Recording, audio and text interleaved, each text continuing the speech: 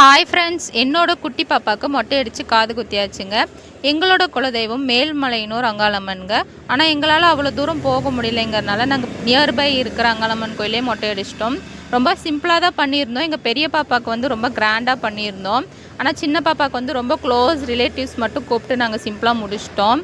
இவள் அழுவா அப்படின்னு சொல்லிட்டு நாங்கள் ரொம்ப பயந்துட்டோம். ஆனால் பெரிய பாப்பா வந்து ரொம்ப அழுதாங்க. அவங்களுக்கு மொட்டை அடிக்கவே எங்களால் முடியவே இல்லை. ஆனால் பாப்பா வந்து இவள் விளையாடிக்கிட்டு பர்ஸை கையில் கொடுத்துருந்தோம். அதை விளையாடிக்கிட்டே பாட்டுக்கு உட்காந்துட்டு இருந்தா. எங்களுக்கு ரொம்பவே ஆச்சரியமாக இருந்தது.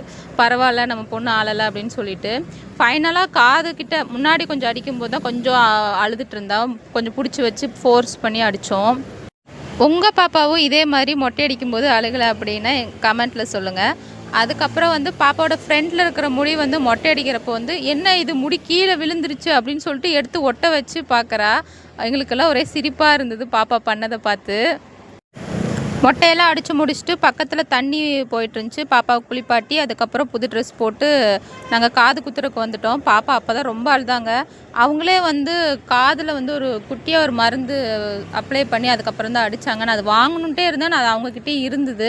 இது கொஞ்சம் லைட்டாக போட்டோம்னா பாப்பாவுக்கு வலிக்காது அப்படிங்கிறனால நம்ம அழுத்துறதுனால தான் பாப்பா வந்து ரொம்ப அழுதுட்டு இருந்தாங்க. கொஞ்சம் பயந்துட்டாங்க. பாப்பா போட்டிருந்த ட்ரெஸ் வந்து சரவணா ஸ்டோரில் பர்ச்சேஸ் பண்ணது தான். பாப்பாவை கொஞ்ச நேரம் சமாதானமே படுத்த முடியல. நானும் வேண்டாமா, அவங்க அப்பாவும் வேண்டாமா, எல்லோரும் என்ன இப்படி பண்ணிட்டீங்கன்னு சொல்லிட்டு யார்கிட்டையுமே வரல. அவளை சமாதானப்படுத்துறதுக்கே ரொம்ப நேரம் ஆயிடுச்சு. ஃபோட்டோ வீடியோ எதுவுமே பெருசாக எடுக்க முடியலன்னா நாங்கள் 2 பேருமே அங்கே வந்து பாப்பா பார்த்துக்கிறதே ரொம்ப பிஸியாக இருந்தோம். இப்போ வீட்டிலனா நான் எடுப்பேன் ஒன்று வீடியோ, இல்லை அவர் எடுப்பார். இங்கே வந்து எங்களை வீடியோவும் ஃபோட்டோவும் எடுக்கவே முடியல. ஏன்னா பாப்பாவோட அழுகை அப்படி இருந்தது. பாப்பாவை சமாதானப்படுத்தவே முடியல.